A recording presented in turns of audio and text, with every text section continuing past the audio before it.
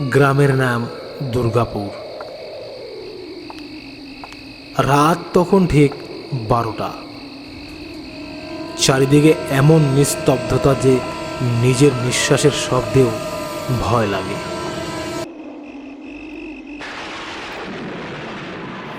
রবি একাই থাকে পুরনো এই পৈতৃক বাড়িতে। সবাই রবিকে বলে গেছে,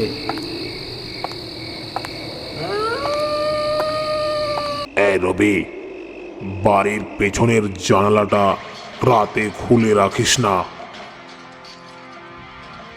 কথাটা মনে রাখিস, সাবধানে থাকিস।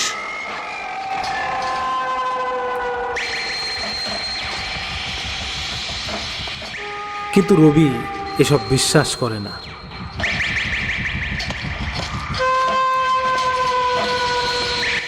দিন গেল, রাত আসলো।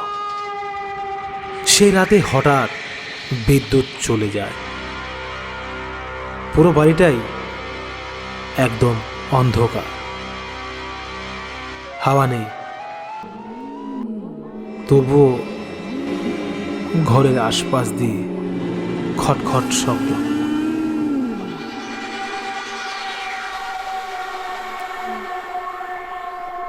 রবি টর্চ জ্বালিয়ে পেছনের জানলাটা ভালো করে দেখল। পেছনের জানলাটা খোলা। ঠিক তখনই জানালার বাইরে থেকে একটা ফিসফিস কণ্ঠ।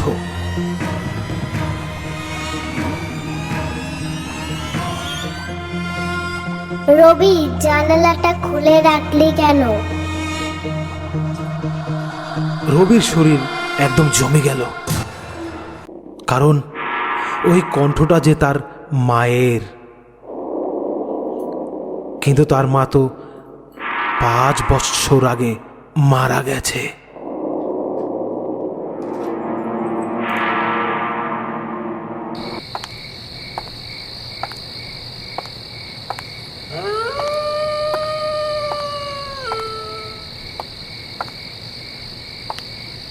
সে ধীরে ধীরে জানালার দিকে এগোলো।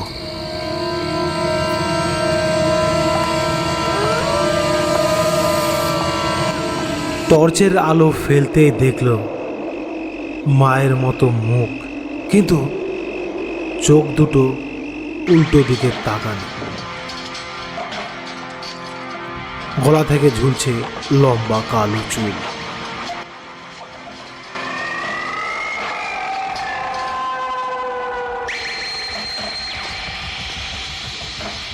হঠাৎ সেই মেয়েটি চেঁচিয়ে উঠল,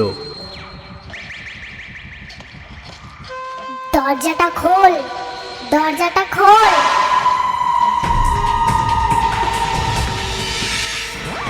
রবি দৌড়ে দরজা বন্ধ করে দেয়। ভিতর থেকে শোনা যায় খসখস নখের শব্দ।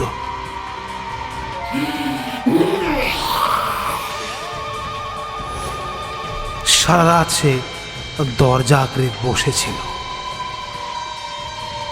ভোরের বেলার দিকে শব্দ থেমে যায়।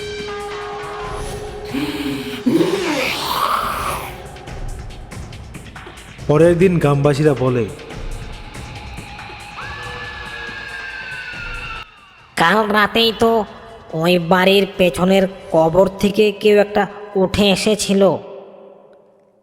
আজও নাকি দুর্গাপুরে প্রতি রাতে যে জানালা খুলে রাখে, সে জানালার পাশ থেকে মায়ের ডাক শোনা যায়। কিন্তু দরজা খুললেই তার জীবনের আর সকাল দেখা হয় না।